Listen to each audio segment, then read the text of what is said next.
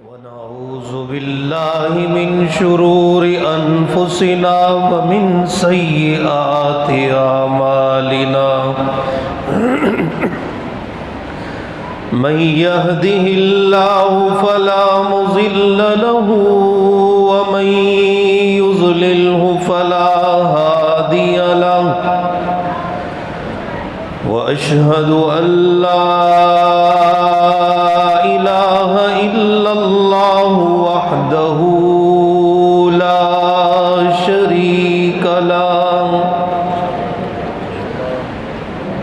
لا شريك له ولا وزير له ولا مشير له ولا معين له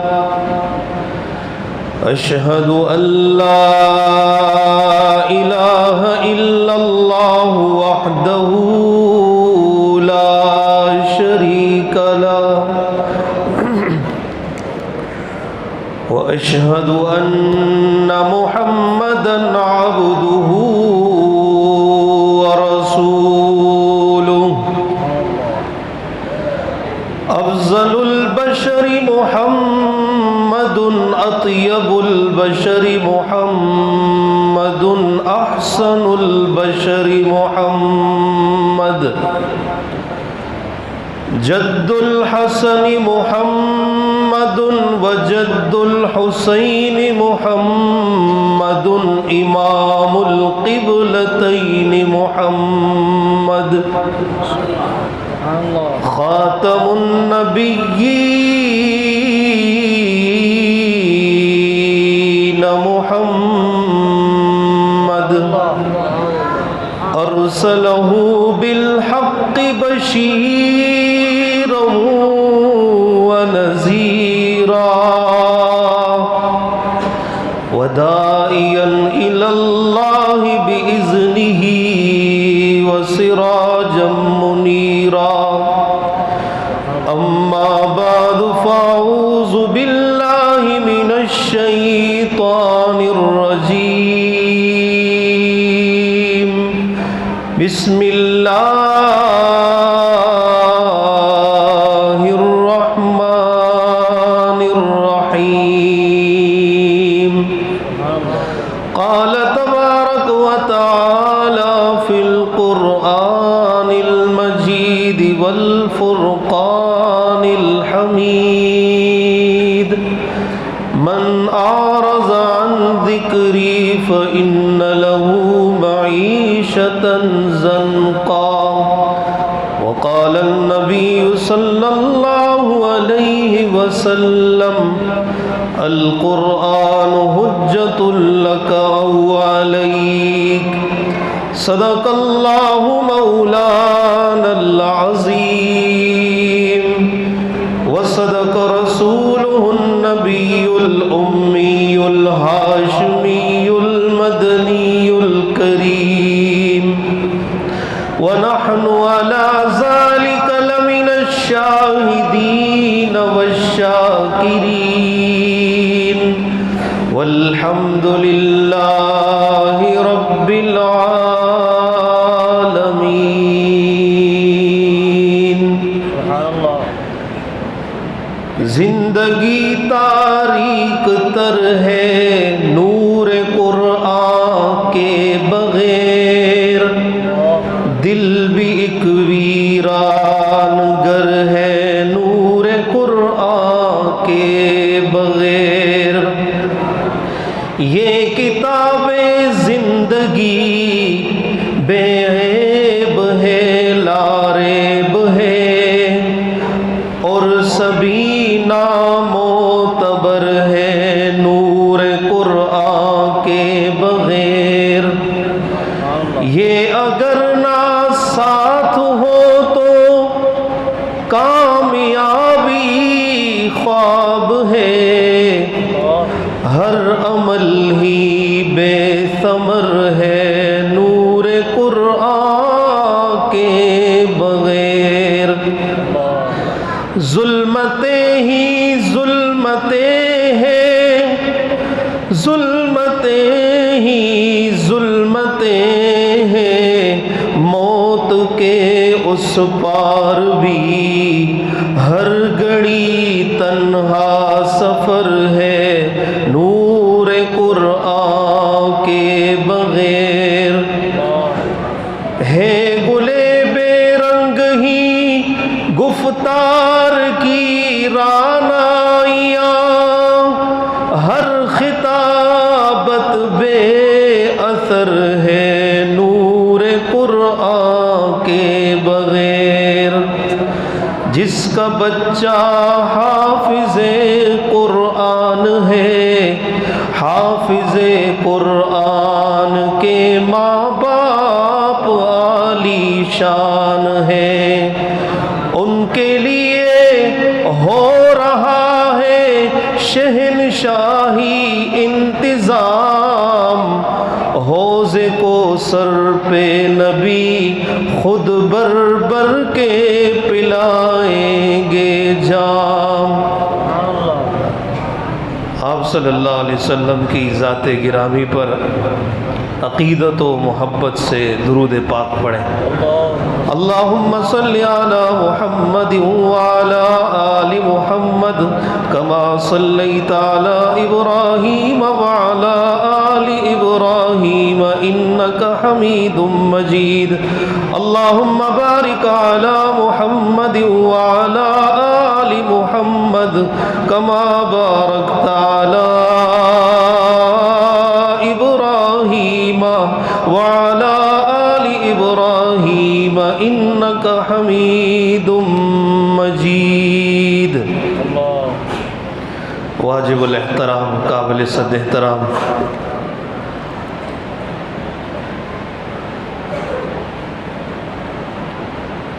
پیکر زہد و تقا حضرت اقدس مولانا بلال صاحب دعوت برکاتہم العالیہ، اللہ تبارک و تعالی حضرت کی زندگانی میں برکت عطا فرمائے، شرور فتن آفات بلیات مصائب سے اللہ تعالی حفاظت فرمائے۔ آج کی یہ پر نور محفل عظمت قرآن و استقبال رمضان کے عنوان سے معنون ہے، اور ایک مبارک رات میں جسے شب برات کہتے ہیں یہ تقریب منعقد ہے۔ اس رات کے بارے میں 10 صحابہ کرام اور حضرت حسن بصری رحمۃ اللہ تعالی علیہ فرماتے ہیں 33 صحابہ کرام رضوان اللہ علیہ مجمعین سے اس رات کی فضیلت میں احادیث منقول ہے، اگرچہ وہ روایات ضعیف ہیں، لیکن صحابہ کے اس قدر کثرت سے فضائل میں اس رات کا تذکرہ اس رات کی اہمیت کے لیے کافی ہے۔ علامہ جلال الدین سیوطی رحمۃ اللہ تعالی علیہ نے در منصور میں 15 سے زائد روایات اس شب برات کی فضیلت میں نقل کی ہے۔ ام المومنین سیدہ ماں عائشہ صدیقہ رضی اللہ تعالی عنہا فرماتی ہیں کہ نبی پاک صلی اللہ علیہ وسلم رات تشریف لائے۔ آپ کا معمول تھا کہ آپ رات کو جلدی سوتے تھے، آرام فرماتے، اور پھر رات تہجد کے لیے جلدی اٹھتے۔ ماں فرماتی ہے حضرت تشریف لائے، آرام کے لیے بستر پر لیٹ گئے، دن کے کپڑے تبدیل کیے، رات کے آرام کے کپڑے آپ نے زیب تن فرمائے۔ ماں فرماتی ہے تھوڑی دیر لیٹے تھے کہ پیارے حبیب صلی اللہ علیہ وسلم اٹھے، آپ نے دوبارہ کپڑے تبدیل فرمائے اور باہر کی طرف چل دیے۔ ماں فرماتی ہے میں یہ سمجھی کہ ازواج مطہرات میں سے کسی کی ہاں آپ تشریف لے جا رہے ہیں؟ فرمایا کہ اللہ کے نبی تشریف لے گئے، میں بھی دبے پاؤں آپ کے پیچھے چلنے لگی۔ میں نے عجیب منظر دیکھا کہ آپ جنت البقیع تشریف لے گئے اور اللہ تبارک و تعالی سے راز و نیاز میں لگ گئے، اور ان مقبرہ والوں کے لیے، قبر والوں کے لیے آپ نے اللہ کے حضور میں ان کی مغفرت کی درخواست کی۔ ماں فرماتی ہے جب میں نے غور سے سنا تو میں نے اپنے آپ کو مخاطب کر کے کہا کہ عائشہ، تم تو کچھ اور گمان کر رہی تھی، اللہ کا محبوب پیغمبر اس رات کے آخری پہر میں رب سے راز و نیاز میں اور ان قبرستان والوں اور اپنی امت کی آخرت کے فکر میں یہاں آنسو بہا رہے ہیں۔ فرماتی ہے میں خاموشی سے واپس گھر آ گئی، جناب رسول اللہ صلی اللہ علیہ وسلم اتنے میں تشریف لائے۔ چونکہ میں بھی آپ کے پیچھے تھی، جلدی سے پہلے گھر پہنچی تو اللہ کے نبی صلی اللہ علیہ وسلم نے دیکھا کہ میں عائشہ کی سانس پھولی ہوئی ہے، سانس چڑھ رہی ہے۔ آقا نے فرمایا عائشہ تمہاری سانس کیوں ابھر رہی ہے؟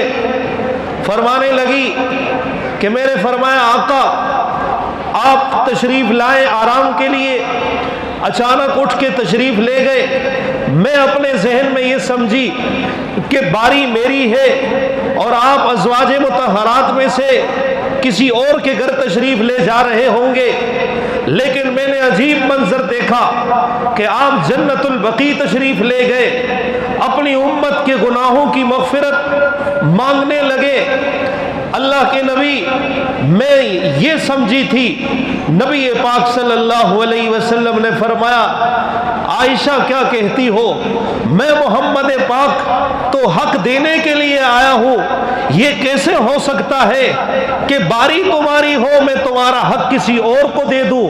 میں محمد پاک تو اس کائنات میں حقداروں کو حق دلوانے کے لیے آیا ہوں، یہ نہیں ہو سکتا۔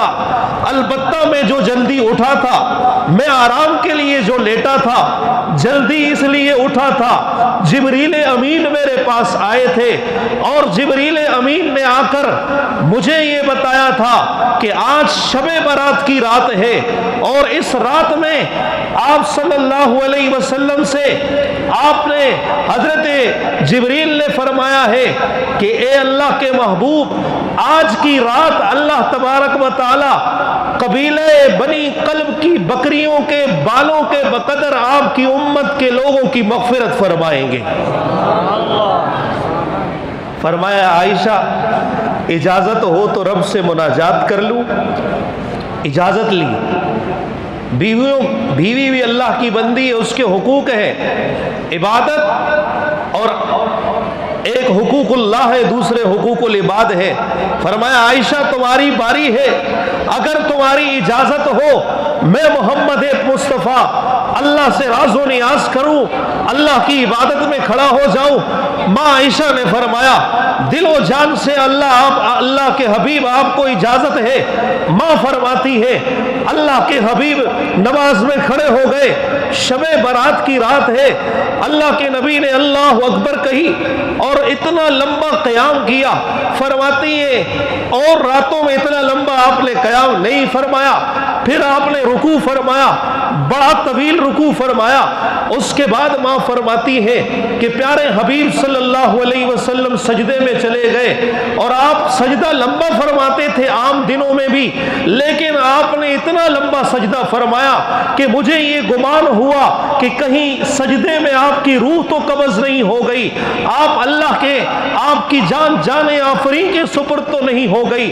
فرماتی ہے میں اس تصدیق کے لیے اپنے دل کو مطمئن کرنے کے لیے کہ آپ حیات ہیں، میں نے اپنا کان اللہ کے نبی صلی اللہ علیہ وسلم کی طرف بڑھایا تو نبی پاک صلی اللہ علیہ وسلم سجدے میں اللہ کے ساتھ مناجات فرما رہے تھے اور سجدے میں اللہ تعالیٰ سے دعائیں مانگ رہے تھے۔ ماں فرماتی ہے اللہ کے حبیب نے جب نماز ختم کی تو اللہ کے حبیب صلی اللہ علیہ وسلم نے فرمایا اے عائشہ جبریل آئے تھے، جبریل نے تو ایک خوشخبری یہ سنائی تھی کہ بنی کلب کی بکریوں کے بالوں کے بقدر اللہ اس رات میں اپنی امت کے لوگوں کی مغفرت فرمائیں گے، جو اللہ سے راز و نیاز کریں گے اس سے مانگیں گے اللہ ان کی مغفرت فرمائیں گے۔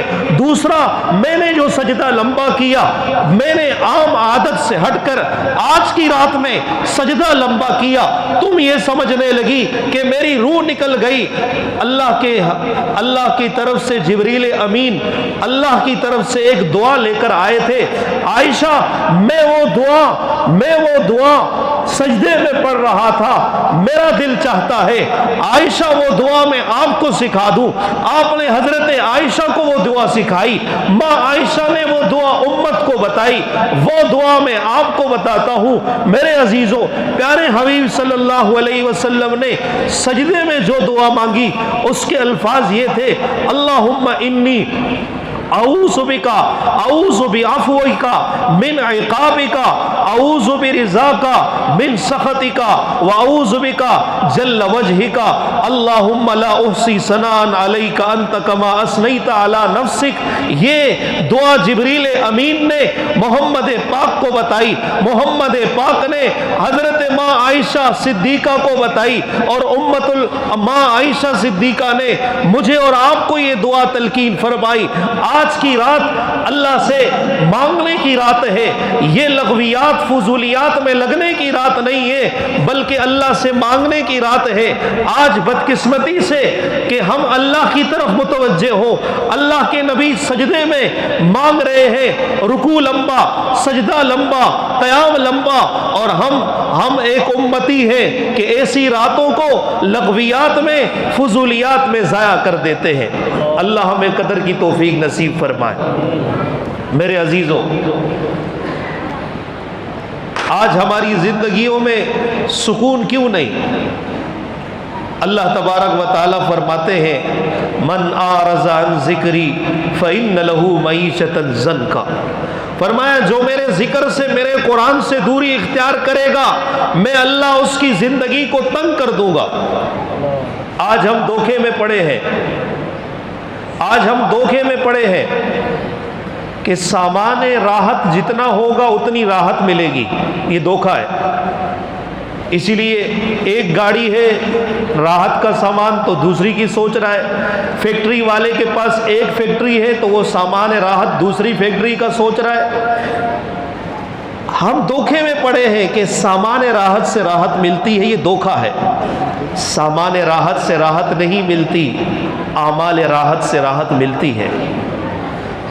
بتاؤ صحابہ کرام رضوان اللہ علیہ مجمعین کے پاس کون سا سامان راحت تھا؟ ہاں، ان کے پاس اعمال راحت تھے، اور اعمال راحت ہی حقیقت میں سامان راحت ہے۔ وہ اعمال راحت محمد پاک صلی اللہ علیہ وسلم کی سنتیں تھی، نقش قدم نبی کے ہیں جنت کے راستے، اللہ سے ملاتے ہیں سنت کے راستے۔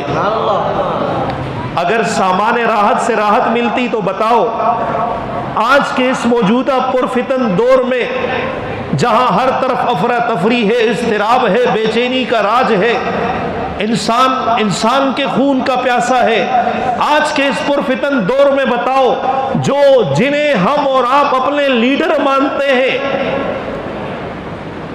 جن کے ہم گن گاتے ہیں، جن کے ہم اور آپ نعرے لگاتے ہیں، حکمران، بتاؤ ان کے پاس سامان راحت کم ہے یا زیادہ ہے؟ بتاؤ۔ زیادہ ہے۔ کہتے اس کا یہاں بھی بنگلہ ہے، باہر ملک میں بھی انہوں نے پیسے منتقل کیے ہیں، ہم غریب مر گئے۔ ہم پھر بھی دھوکے میں پڑے ہیں۔ ارے ہم عبرت حاصل کیوں نہیں کرتے؟ اگر دنیا میں کوئی راحت سے ہوتا تو ہمارے آپ کے حکمران راحت سے ہوتے، لیکن سب سے زیادہ ڈرپوک یہی حکمران ہے۔ ڈرتے ہیں، ان کو جان کی فکر، مال کی فکر، عزت کی فکر، ہر چیز کی فکر، عہدے کی فکر، منصب کی فکر۔ یہ دنیا والوں، اگر سامان راحت سے راحت ملتی، ابو جہل کامیاب ہوتا، عتبہ کامیاب ہوتا، شیبہ کامیاب ہوتا، نمرود کامیاب ہوتا، اور اس زمانے کا سب سے بڑا قارون کامیاب ہوتا، جس کے خزانے کی چابیاں اونٹ اٹھاتے تھے۔ اس کے پاس سامان راحت بہت تھا لیکن راحت نہیں تھی۔ آج کے اس زمانے میں بادشاہ وقت ہے، بادشاہ کسے کہتے ہیں بھائیو؟ جس کے پاس سامان راحت، ہماری نظر میں سب کچھ ہوتا ہے، تخت تاج، وزیر مشیر، ہم کہتے ہیں یہ بادشاہ ہے۔ بادشاہ کے نام سے پتہ چلتا ہے کہ اس کے پاس سب کچھ ہے۔ بادشاہ کے پاس سامان راحت تو بہت تھا، لیکن بادشاہ پوری رات اپنے محل پہ چکر لگاتا تھا، اس کو نیند نہیں آتی تھی۔ سامان راحت تھا، راحت نہیں تھی، بڑا پریشان، ششدر حیران۔ اس کے وزیر مشیر بھی پریشان تھے کہ اس ظالم کو خود نیند نہیں آتی، ہمیں بھی سونے نہیں دیتا۔ پریشان، خود بھی پریشان، بادشاہ ہے خود پریشان، دوسرے بھی پریشان۔ سامان راحت ہے، نیند نہیں آتی، راحت نہیں ہے، خواب آور گولیاں کھانے کے باوجود بھی نیند اس کے قریب سے نہیں بھٹکتی۔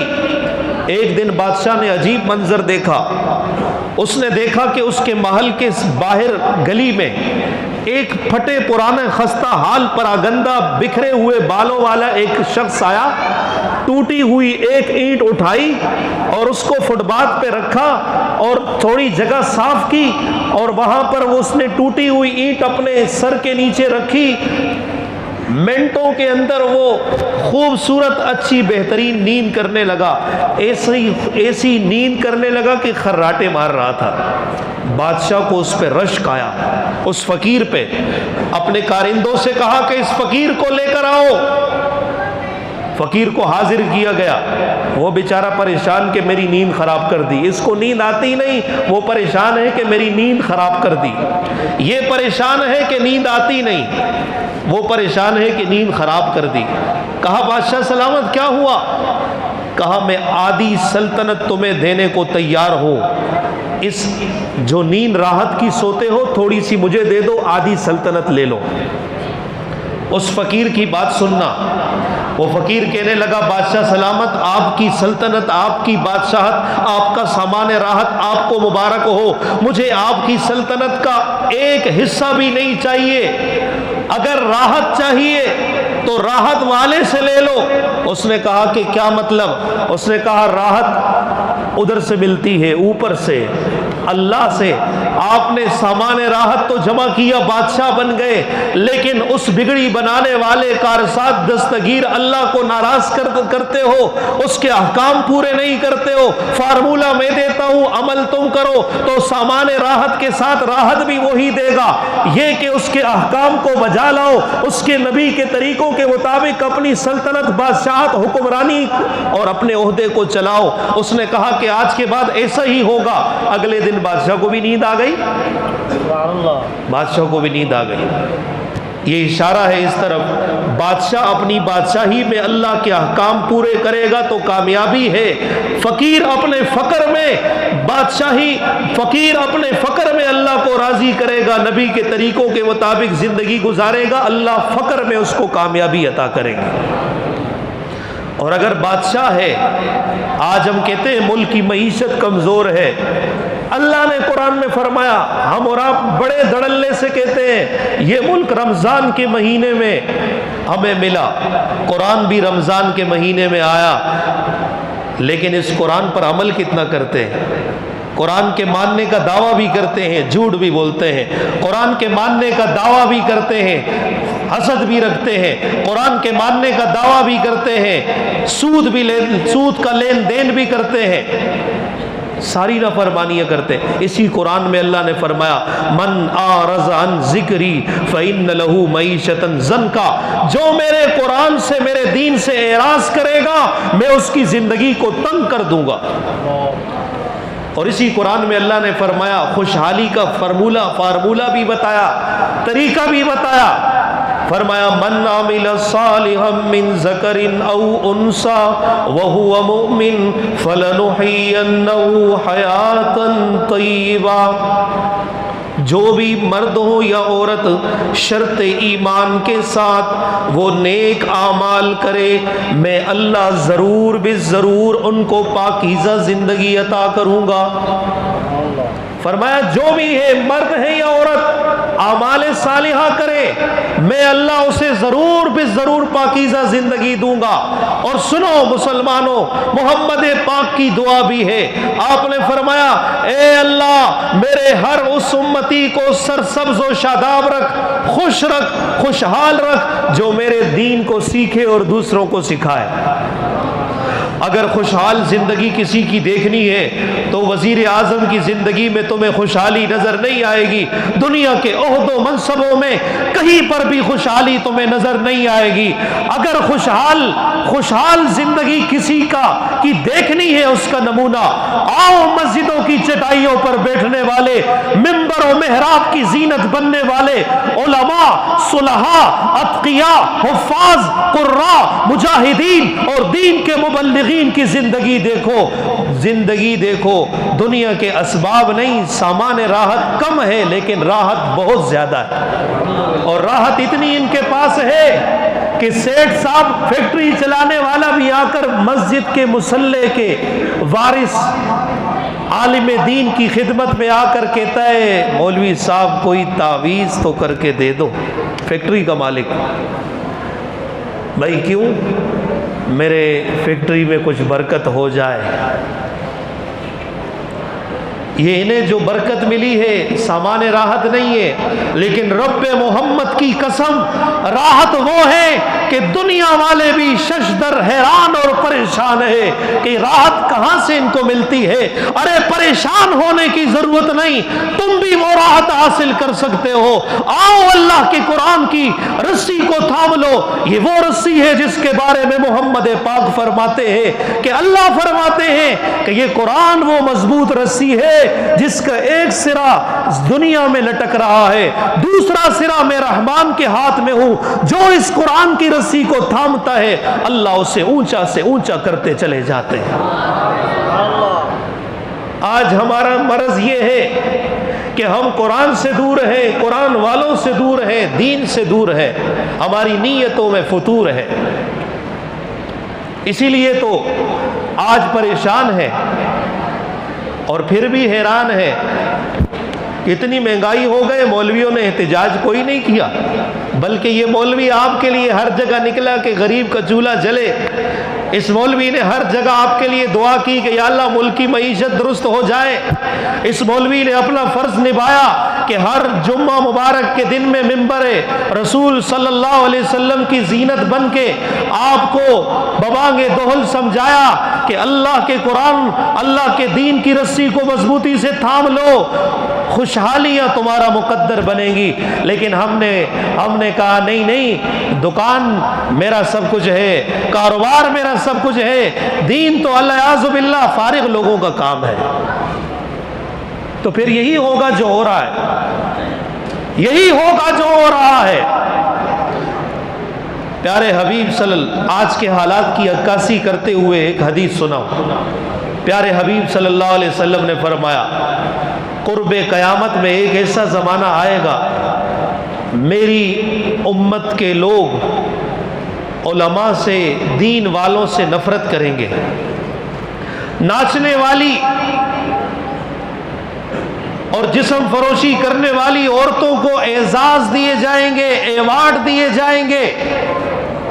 دل پر ہاتھ رکھ کر مسلمانوں بتانا، آج جن بچیوں اور بچوں کے اعزاز میں یہ پر نور محفل رب کائنات کے دربار میں سجائی گئی ہے، ارے دنیا والوں تم ناز کرتے ہو کہ یہ نواز شریف کا دربار ہے، زرداری کا دربار ہے، عمران نیازی کا دربار ہے، فلاں فلاں فلاں فلاں کا دربار ہے۔ ہمیں اس پر فخر بھی ہے، ناز بھی ہے، رب کا شکر بھی ہے کہ رب نے ہمیں اپنے دربار میں بٹھایا ہے۔ یہ رب کا دربار ہے، اس پر فخر کرو۔ مسلمان کا فخر مسجد ہے، مسلمان کا فخر قرآن ہے، مسلمان کا فخر نبی کا فرمان ہے، مسلمان کا فخر صحابہ ہے، مسلمان کا فخر قرآن ہے، مسلمان کا فخر نبی کی شریعت ہے، مسلمان کا فخر مساجد ہے، مدارس ہے، خانقاہیں ہے، علماء ہے، اتقیاء ہے، محدثین ہے، حفاظ ہے۔ یہ فخر ہے۔ ہم نے فخر سمجھا ہے میرا بہت اچھا تعلق ہے وزیر اعظم سے، میں ایک فون کال کر دوں تو میرا کام بن جائے گا۔ سنو دنیا والوں، یہ جن سے تمہارا تعلق ہے یہ مٹی کے پتلے ہیں، ایک دن مٹی میں چلے جائیں گے، ختم۔ آؤ میں تمہیں بھی تعلق بتاؤں کہ یہ بوریا نشین ان کا تعلق کیا ہے، جنہیں تم حقارت سے دیکھتے ہو۔ پھر نبی کا وہ فرمان آج کی عکاسی سنو، جنہیں تم حقارت سے دیکھتے ہو، محمد پاک نے فرمایا، محمد پاک صلی اللہ علیہ وسلم کا فرمان ہے، لوگوں اس دنیا میں کچھ لوگ اللہ کے خاص بندے ہیں اور وہ قرآن والے ہیں، خاص گھر والے ہیں، اللہ کے خاص گھر والے کچھ لوگ ہیں، وہ قرآن والے ہیں اور یہ اللہ کے دوست ہیں، یہ اللہ کے دوست ہیں۔ تو کہتے فلاں سے تعلق ہے، اگر اس کی بات نہ مانی وہ ایسے ویسے اور تیسے کر دے گا۔ آؤ میں تمہیں بتاتا ہوں، قرآن والوں کو رب فرماتا ہے یہ میرے گھر والے ہیں، یہ میرے خاص بندے ہیں، میرے دوست ہیں۔ اور قرآن میں رب نے اعلان کر دیا، من عاد لی ولیا فقد آذنتہ بالحرب، جو میرے دوست سے دشمنی کرے گا میں خود اس سے جنگ کروں گا۔ اللہ سے کوئی جنگ کر سکتا ہے؟ یہ اللہ کے دوست ہیں، اللہ کے دوست ہیں، اللہ کے گھر والے ہیں۔ اسی لیے تو فرمایا حافظ قرآن کتنے لوگوں کی سفارش کرے گا؟ اللہ کے گھر والے۔ گھر والا خاص ہوتا ہے، او میرے گھر والے قرآن والے، جی رب جلیل تو میرا قرآن پڑھتا تھا، میرے گھر والا ہے، میرا دوست ہے، میں بھی تیرا دوست ہوں۔ آج دوستی میں تجھے تحفہ دینا چاہتا ہوں، تیرے رشتہ داروں میں جہنم کی آگ میں جو جل رہے ہیں، تو اشارہ کر کے نام لیتا جا، میں تیری دوستی کی خاطر جہنم کی آگ سے نکال کے جنت میں داخل کرتا جاؤں گا۔ اللہ کا دوست ہے قرآن والا۔ اور آج ہماری دشمنی چرسیوں سے، موالیوں سے، پوڈریوں سے، منشیات فروشوں سے، شرابیوں سے ہوتی ہے۔ اور عجیب بات، دوستی بھی عجیب ہوتی ہے، شرم والی دوستی کہ آپ نے فرمایا قرب قیامت میں لوگ گالی کو فیشن سمجھیں گے۔ آج کے زمانے میں دوست کون ہے؟ تیری ماں کی اے سی ادھر آ، وہ کہتے ہیں تیری بہن کی اے سی ادھر آ، یہ یار ہے، یہ کہتے ہیں میرا یار ہے۔ بتاؤ یہ کوئی یار ہے؟ جو ماں کی گالی دے رہے، بہن کی دے رہے، یہ تو یار ہے۔ اور جو محمد مصطفیٰ کے مصلی کا وفادار ہے تو اسی سے غدار ہے، تیری غداری اسی سے ہے۔ تو پھر حالات تو ایسے ہی آئیں گے۔ رب محمد کی قسم، ہفت تکلیم کے خزانے تیرے پاس آ جائیں، سامان راحت تیرے پاس ہو، لیکن علم سے، علماء سے، قرآن والوں سے کینہ رکھے گا، رب تجھے میٹھی نیند بھی نہیں سلائے گا۔ تیری اولاد کو ایسے نافرمان بنائے گا کہ خزانوں کے انبار ہوں گے، تیرے گھر میں حافظ قرآن نہیں ہوگا، مصلی کے وارث کے گھر میں ایک ہر سال نیا حافظ پیدا ہوگا۔ میں مولانا بلال صاحب کو مبارک دیتا ہوں۔ میں نے حضرت سے عرض کیا، میں تو اس مبارک رات میں آپ نے بلایا، بڑوں کا حکم ماننا بھی ادب ہے، تو الامر فوق الادب کے تحت میں یہاں بیٹھا ہوں، ورنہ من عالم کے من دانم، میں کون ہوں میں خود جانتا ہوں۔ بڑوں کے سامنے بات کرنا بھی گستاخی ہے، لیکن بڑوں کی بات ماننا بھی ادب ہے، اس لیے میں بات کر رہا ہوں۔ ماشاءاللہ ان کے گھر کے اندر میں دیکھتا ہوں تو مجھے ان کے چشم و چراغ نظر آتے ہیں، حفاظ نظر آتے ہیں، قراء نظر آتے ہیں، تو دل کو سرور اور سکون ملتا ہے۔ جاؤ گلی کوچوں میں دیکھو، بڑے بڑے عہدے اور منصب رکھنے والے ان کے بیٹے ان کو گھسیٹ کر گھروں سے نکال کے اولڈ سینٹروں میں ڈالتے ہیں۔ بابا آپ کی کھانسی سے ہمیں تکلیف ہوتی ہے، ابھی آپ بوڑھوں کے سینٹر میں رہو گے، ادھر نہیں رہو گے۔ اور آؤ، یہی حافظ جس کے لیے باپ نے محنت کی، قرآن کی دولت دی، یہ اپنے باپ کو اپنی پلکوں پہ بٹھانا، اس کے جوتیوں کو چومنا بھی سعادت سمجھتا ہے۔ رب محمد کی قسم، میں آپ کے سامنے بیٹھا ہوں، میں اپنے باپ کا اکلوتا بیٹا ہوں۔ میرا باپ آج بھی، یہ آپ کے لالو کھیت میں 42 سال ہو گئے، میرا والد بار والی کرتا ہے۔ رب محمد کی قسم، میں نے اپنے عزیزوں میں بڑے بڑے مالدار دیکھے ہیں، لیکن وہ دین سے، علماء سے نفرت رکھتے ہیں۔ آج ان کے گھر کھنڈر بن چکے ہیں، بڑی بڑی گاڑیاں روڈوں پہ بھاگتی ہیں، لیکن اپنی اولادوں نے چھوڑ دیا۔ میں ایک بار والے کا بیٹا ہوں، میرے باپ نے مجھے قرآن کے زیور سے آراستہ کیا۔